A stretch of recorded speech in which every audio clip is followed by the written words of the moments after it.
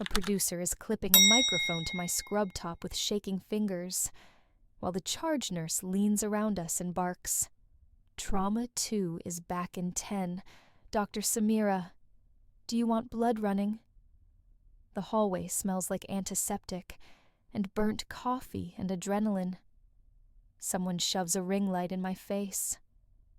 Someone else is already counting down with their hand, like we're about to film a dance, not talk about a car wreck and a kid who came in blue and left breathing. Just 30 seconds, the producer whispers, eyes darting to the double doors. Say what you said to the mum. People loved it. It's everywhere. Everywhere.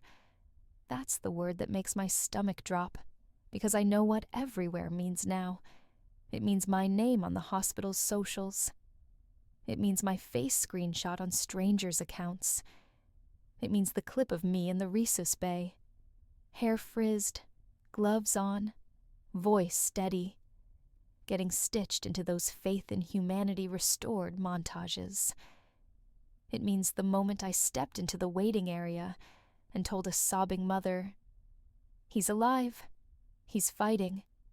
He heard you," is being replayed like a movie trailer while I'm still trying to do my actual job. Behind the producer's shoulder, my phone is buzzing itself to death on the workstation. Not one call. A pile. Unknown numbers. Local radio. Someone labeled news desk. A message from hospital comms. Do not go off script. Another from my registrar. Ignore. Focus. And then, like a punchline, my father's name flashes across my screen for the first time in months. Dad. 17 missed calls. I don't even get time to process that before the family group chat starts detonating. My sister Hala posts a link. Is this you? My aunt replies with 12 crying emojis.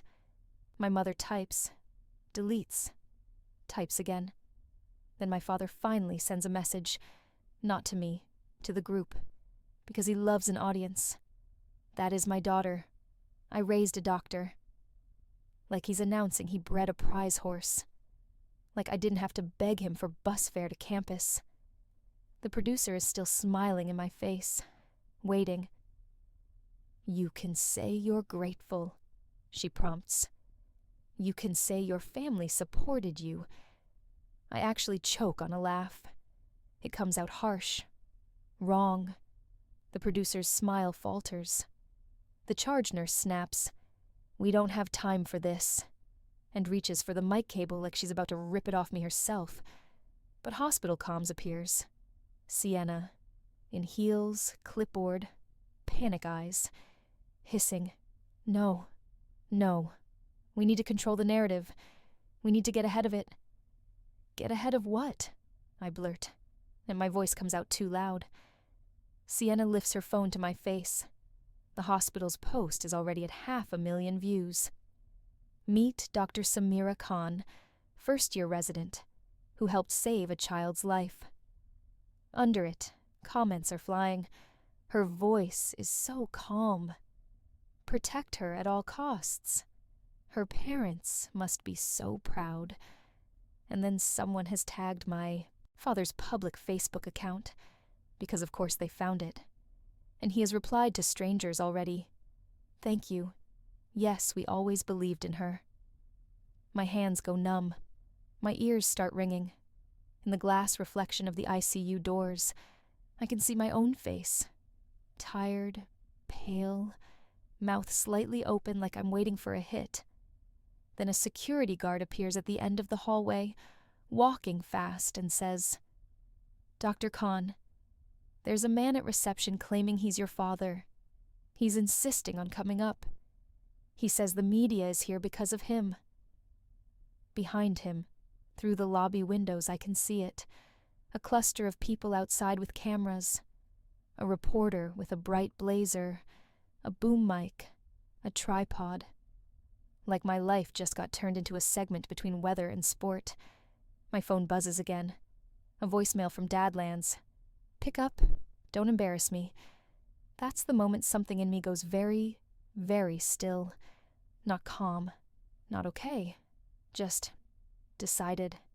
I look at Sienna. I look at the producer. I look at the charge nurse who's 2 seconds from screaming. Then I say, into the mic they've clipped to my chest, quiet, but clear, I'm not doing an interview, and my father is not coming up here. Sienna's eyes widen. Samira. I cut her off. If you let him up, I say. I walk out of this hallway and into HR and I report a privacy breach. Today. On camera. With all of them outside. The producer's smile drops completely. The charge nurse exhales like she's been holding her breath for years. Sienna stares at me like she's seeing a different person. Then I turn my phone around, open the group chat, and type one sentence with my thumb shaking so hard I misspell it twice before I fix it. Dad, do not come to my workplace. You are not welcome here. And I hit send while the cameras are still pointed at the building. To understand why this feels unreal, you need to know what my father used to say when I asked for a college fund. Growing up, our house had 2 sets of rules. The loud rules and the real rules. The loud rules were the ones my parents told guests. Education matters, hard work, family values. The real rules were the ones that showed up quietly in decisions. Boys get investment. Girls get kept safe. Boys get mistakes forgiven. Girls get punished for wanting. When I was 16, my dad sat at the kitchen table with a folder and a calculator and said almost proudly, I've been saving for university. I remember my chest going warm because I was the kind of kid who underlined homework headings with a ruler and thought scholarships were myths for other people. I said, for me? Before I could stop myself. He didn't even look up. For your brother, he said, like it was obvious. He will need it. Hala, who is 2 years older than me, was doing the dishes. I watched her shoulders stiffen. She turned the tap off and said, What about us? Dad finally looked up then. His expression wasn't angry. It was almost amused, like she'd asked for a pony. Girls don't need college funds, he said. Girls need a good husband. Your education is in the home. Mum didn't argue. Mum never argued with him in public. She just wiped her hands on a tea towel and said softly, Don't upset your father. He's thinking of your future. Like my future was a thing that happened to me, not something I could choose. Hala didn't cry. That's what made Dad furious. She dried her hands, picked up her school bag, and said, Then I'll find my own money. Dad laughed and said, With what? Your attitude? That night, Hala came into my room and sat on my bed and said, We're going anyway. Her eyes were bright, not with hope, with rage. We're not asking. I wanted to believe her. I also wanted to throw up, because I knew what Dad did when he didn't get his way. He didn't hit us. He did something worse. He withdrew. He punished with silence, with humiliation, with storytelling. He'd tell relatives we were wild. He'd tell neighbors we were ungrateful. He'd turn Mum into his translator and make her beg on his behalf. But Hala filled out applications like she was building a weapon. Community college pathways, merit scholarships, fee help. She worked weekends at a bakery and came home smelling like yeast and frosting, hands cracked from washing trays. I followed her, because I didn't have my own courage yet. I borrowed hers. The first acceptance letter came for Hala in the mail. She held it up like a trophy. Dad didn't even take it from her. He said, Congratulations. Flat. Then added, Don't come crying to me when you fail. At dinner that night, my uncle was over. Dad told him, smiling, Hala thinks she's going to be a lawyer. He said it like a joke. Uncle laughed. Hala stared at her plate and kept eating, jaw working. Later she whispered to me, "Do you hear him? He wants us to shrink." When it was my turn, I applied to pre-med. I didn't tell Dad until after I'd already submitted everything. The day I got my offer, I showed Mum first. She cried quietly in the laundry room like happiness was a crime. Then she went to tell Dad because she can't hold anything alone. Dad called me into the living room like it was court. He held the letter in 2 fingers, barely touching it. "Doctor," he said, and the way he said it made it sound dirty. "You think you're going to be a doctor?" "I'm going to try," I said, and my voice shook. He leaned back. "Do you know how long that takes? How expensive that is?" He pointed at Hala as if she was evidence. "Your sister already thinks she's special. Now you too. Who will marry girls who don't listen?" Hala, from the hallway, said, "People who want wives, not servants." Dad snapped his head toward her like he wanted to crush her with a look. He didn't stop us. Not directly. He did it the way he always did, by making it harder in 100 small ways. Suddenly, I couldn't use the family car for campus because fuel costs money. Suddenly, the internet was too expensive and got cut off at random times. Suddenly, Mum was sick whenever we needed help with paperwork, so we'd have to go back and ask Dad. Suddenly, Dad would forget to sign a form until the deadline passed. It was sabotage dressed up as forgetfulness. We still went. Hala first, then me. We took buses. We took trains. We walked. We studied in libraries. We worked jobs that didn't care about our dreams. Hala did retail, and then call center work. I cleaned at a gym before sunrise, and tutored high school kids in biology at night. My hands smelled like bleach and whiteboard markers. My eyes felt gritty all the time. Sometimes Dad would play proud in front of people.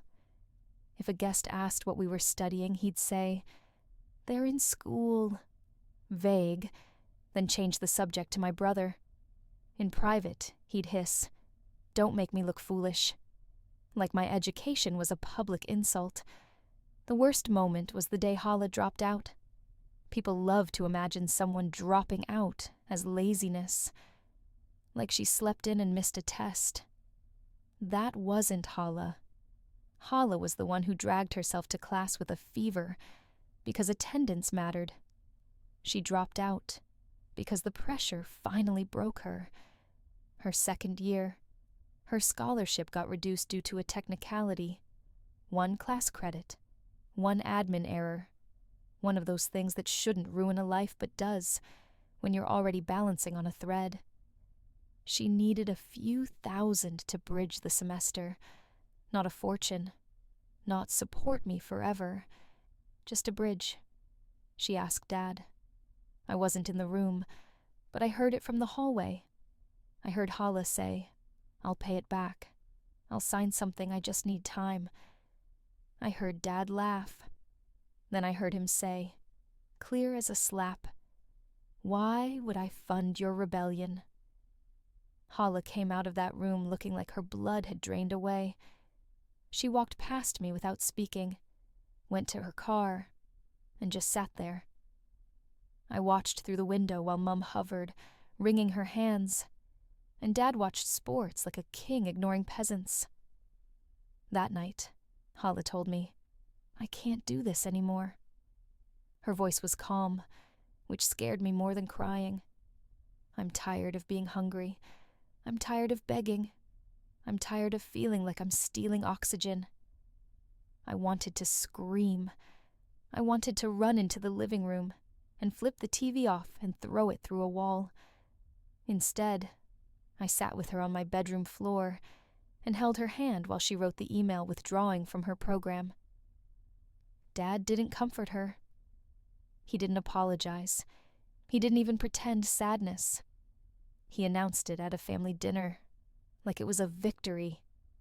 Hala dropped out. he said, cutting his steak. I told her. Girls think they can do everything. Reality teaches them. Hala stared at her plate so hard her fork bent slightly. No one defended her. Mum blinked fast like she was trying not to cry. My brother smirked because he always smirked when Dad approved of him. That was the night something changed in me. Not motivation. Not, I'll show you. Something colder. A promise to myself that I would never, ever ask my father to believe in me again. Medical school was years of small humiliations and stubborn survival. There was no dramatic montage. There was me studying pharmacology while working a shift at the gym.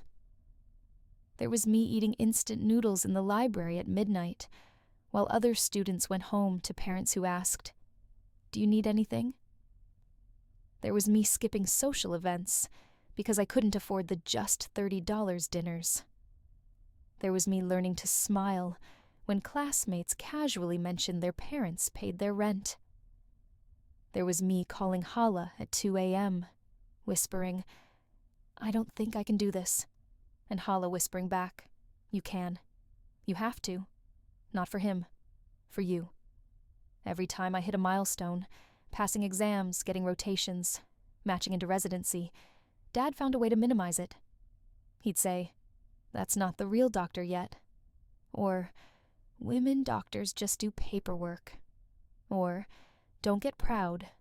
Pride ruins women." He said it with the certainty of someone protecting tradition, as if tradition didn't look a lot like control. And when relatives asked, Dad would tell them I was still playing student. He'd say, "She's busy." He'd never say, "She's doing it," because saying it would mean admitting he was wrong. Then last night happened. A kid came in after a collision, and everything moved fast and sharp the way trauma does. I did my job. I did what I trained to do. And when the mum grabbed my hands in the waiting area, shaking, and I told her child was alive, someone recorded it. Someone posted it. Someone tagged the hospital. The hospital posted it back. And the internet did what the internet does.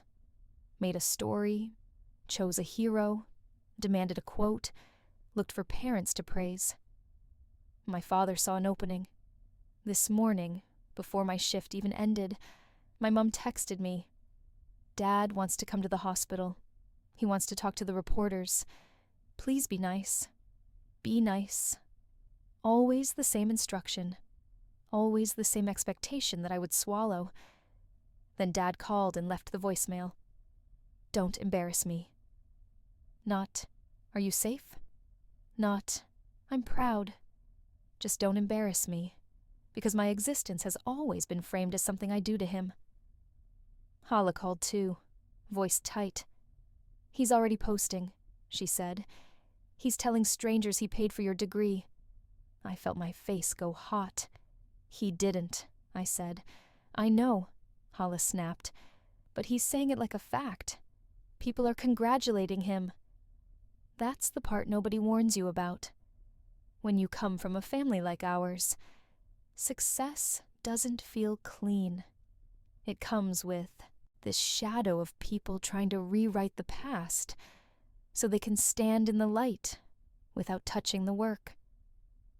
So when security told me my father was downstairs, claiming the media was there because of him, I didn't even feel surprise. I felt this exhausted, familiar disgust, like watching someone steal food off your plate and then ask why you're hungry. After I sent the group chat message, "Dad, do not come to my workplace," the fallout hit in waves. Mum called first, crying. "Why are you doing this today?" she pleaded. "It's your moment. Let him be proud." I said, "He can be proud from his house." "He's your father," she whispered, like that phrase should erase everything. I didn't yell. I didn't explain again. I just said, "Mum, I'm at work." And I ended the call. Then Dad called from a new number. When I didn't answer, he texted, You are disrespecting me in front of everyone. Then, after everything I did, then you wouldn't exist without me." Hala sent me a screenshot. Dad posted a photo of my graduation from years ago, one he never shared at the time, with a caption, "Never doubt your children. Support them, and they will make you proud." People were commenting, "Great parenting," and "You must have sacrificed so much." Hala replied under it. Just 2 words. "You didn't." Dad deleted her comment within minutes. That made my hands shake again. Not fear, anger, the petty, controlling impulse to erase the truth so his new audience could keep clapping. By lunchtime, hospital comms told me the reporters outside wanted a family angle. Sienna asked me, in that careful corporate tone, "Would you be comfortable if your parents gave a brief statement about supporting women in medicine?" I stared at her and said, "My father told me girls don't need college funds." Sienna blinked like I'd spoken a different language. "Okay," she said slowly. "We can pivot." Outside, the reporter in the bright blazer was still waiting, camera trained on the entrance. I watched her through the window while I drank water and tried to steady my breathing. Then I watched as my father, in his nicest jacket, tried to push past security. He actually raised his voice. I could see it, even through glass, the way his chin lifts when he thinks he's entitled to obedience. He pointed toward the cameras, then toward the building, then slapped his hand on his chest like he was the injured party. Security didn't let him in. And then, because my father can never lose quietly, he turned to the reporter and started talking anyway, right there outside the doors, gesturing like a politician. He didn't even have a mic. He just started performing. I could have let it happen. I could have stayed inside and told myself not my circus. But I imagined the headline, "Proud Dad of Doctor Who Saved Child Speaks Out." I imagined Hala reading it. I imagined Mum quietly swallowing her shame. I imagined Dad using it forever as proof he'd been supportive. So I walked down to the lobby in my scrubs, past the flowers and the coffee kiosk, with my ID badge swinging like a metronome, and I stopped at the security desk. My father saw me through the glass, and his face lit up like he'd won. He raised his hands like, "There she is," and mouthed something I couldn't hear, but I could guess. My daughter. I didn't open the doors. I didn't step outside. I stood exactly where the glass separated us, and I called the reporter's number, because Sienna had shoved it into my phone earlier, so her phone rang while she was filming. She answered, startled. "Hello?" I said, loud enough for the cameras to catch my voice through the glass. "Hi, I'm Dr. Samira Khan. I'm happy to give a brief statement, but I need to clarify something first. The man outside is my father, and he does not speak for me." The reporter's eyes widened. My father's smile faltered. I continued, voice steady because at this point my body has no choice but to obey training. "He is not allowed in the building. Please don't platform him. If you want a story about support, talk to my sister, who paid her own tuition and had to drop out when she couldn't afford it. Or talk to any of the nurses upstairs, who actually raised me in this hospital." Silence. The reporter just stared, stunned, like she wasn't expecting conflict with her feel-good segment. My father's face twisted. I could see his lips moving, shouting something, but the glass swallowed the sound. I finished with one last sentence. Not dramatic, just true. "I'm here to work. Please respect that." Then I hung up, turned around, and walked back toward the elevators without looking at him again. My phone buzzed immediately. Mum, what have you done? Dad, you will regret this. Aunties, family is everything. Cousins, OMG, that was savage. Hala, thank you. That last one broke me in a quiet way. Not tears, just a tightness in my chest that made me grip the elevator rail until my knuckles went white. When my shift ended, I sat in my car and stared at my hands on the steering wheel. They still smelled faintly like sanitizer. I could feel the day vibrating under my skin. I opened the family group chat, saw Dad typing, and didn't wait for whatever poison he was about to drop. I typed one message. One. The kind that doesn't argue. Dad, you don't get to use my title to erase what you said to us. Do not contact my workplace again. If you want to be proud, start by apologizing to Hala. Then I muted the chat and blocked his number again. 5 minutes later, Hala texted me privately. He called me crying. Not sorry crying, angry crying. But still, I stared at that for a long time. My father crying felt like a myth, like a story someone would tell to make you soften.